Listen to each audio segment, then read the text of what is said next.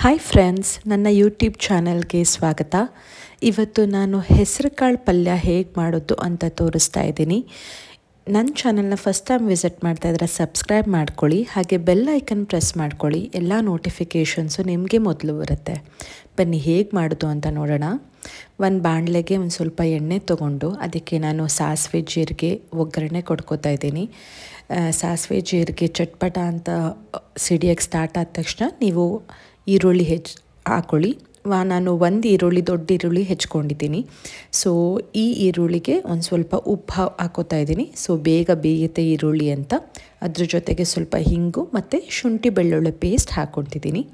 So ಈ ಈರುಳ್ಳಿ ಒಂದು ಸ್ವಲ್ಪ ಗೋಲ್ಡನ್ ಬ್ರೌನ್ ಆಗೋ ತನಕ ಫ್ರೈ ಮಾಡ್ಕೊಳ್ಳೋಣ. ನೋಡಿ, ಇದಿವಾಗ ಗೋಲ್ಡನ್ ಬ್ರೌನ್ ಆಗ್ತಾ ಇದೆ. ಸೊ ಈ ಹಂತದಲ್ಲಿ ನಾವು ಒಂದು ಸ್ವಲ್ಪ ಕರಿಬೇವಿನ ಸೊಪ್ಪು ಹಾಕ್ಕೊಳ್ಳೋಣ. ಅದ್ರ ಜೊತೆಗೆ ಸ್ವಲ್ಪ ಟೊಮ್ಯಾಟೊನೂ ಹಾಕ್ಕೊಳ್ಳೋಣ.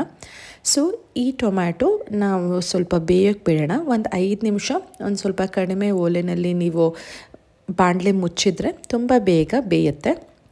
ಸೊ ಇದು ಬೆಂದಾದಮೇಲೆ ನಾವು ಇದಕ್ಕೆ ಮಸಾಲ ಸಾಮಾನುಗಳನ್ನ ಹಾಕ್ಕೊಳ್ಳೋಣ. ಸ್ವಲ್ಪ ನಾನು ಅರಿಶಿನ ಪುಡಿ ಹಾಕೋತಾ ಇದ್ದೀನಿ, ಅಚ್ಕಾರದ ಪುಡಿ ಹಾಕೋತಾ ಇದ್ದೀನಿ, ಜೊತೆಗೆ ಉಪ್ಪು ಹಾಕೋತಾ ಇದ್ದೀನಿ. ಸೊ ಇದಿಷ್ಟು ಆದಮೇಲೆ ಇದು ಇವಾಗ ನೀಟಾಗಿ ಬೆಂದಿದೆ. ಈ ಹಂತದಲ್ಲಿ ನಾವು ಹೆಸರು ಕಾಳನ್ನ ಹಾಕ್ಕೊಳ್ಳೋಣ. ನಾನು ಮೊಳಕೆ ಕಟ್ಟಿ ಇಟ್ಟಿದ್ದೀನಿ ಆಲ್ರೆಡಿ ಹೆಸರು ಕಾಳು. ಸೊ ಈ ಪಲ್ಯ ಮೊಳಕೆ ಕಟ್ಟಿ ಮಾಡಿದ್ರೆ ತುಂಬ ರುಚಿಯಾಗಿ ಬರುತ್ತೆ, ಹಾಗೆ ಬೇಗ ಬೇಯುತ್ತೆ ಕೂಡ. ಸೊ 1 ಕಪ್ ಹೆಸರು ಕಾಳು ತೊಗೊಂಡಿದ್ದೀರಾ ಅಂತಂದರೆ ಅದಕ್ಕೆ 2ರಿಂದ 3 ಕಪ್ಪಷ್ಟು ನೀರು ಹಾಕ್ಕೊಳ್ಳಿ.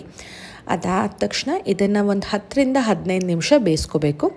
ಇದು ಆಗಲೇ ನಾವು ನೆನೆಸಿ ಮೊಳಕೆ ತೆಗ್ದಿರೋದ್ರಿಂದ ಬೇಗ ಬೇಯುತ್ತೆ ಕೂಡ, ತುಂಬ ಟೈಮ್ ತೊಗೊಳ್ಳೋದಿಲ್ಲ. ಅದಾದಮೇಲೆ ಲಾಸ್ಟಿಗೆ ಕೊತ್ತಂಬರಿ ಹಾಕ್ಕೊಂಡ್ರೆ ರುಚಿಯಾಗಿರೋ ಪಲ್ಯ ರೆಡಿ ಆಗುತ್ತೆ. ಜೊತೆಗೆ ಸ್ವಲ್ಪ ನಿಂಬೆಹಣ್ಣು ಹಾಕೋತಾ ಇದ್ದೀನಿ. ಕುಕ್ಕರಲ್ಲಿ ಈ ಪಲ್ಯ ಮಾಡೋಕ್ಕೆ ಹೋಗಬೇಡಿ, ಯಾಕಂತಂದರೆ ಕೆಲವೊಂದು ಸತಿ ಅದು ತುಂಬ ಮೆತ್ತಗಾಗೋ ಚಾನ್ಸ್ ಇರುತ್ತೆ. ಈ ರೀತಿ ಮಾಡಿ ನೋಡಿ, it's a very good source of protein ಕೂಡ. ರೆಸಿಪಿ ಟ್ರೈ ಮಾಡಿ ನೋಡಿ, ಹೇಗೆ ಬಂತು ಅಂತ ಕಮೆಂಟ್ ಮಾಡಿ. Like, share and subscribe.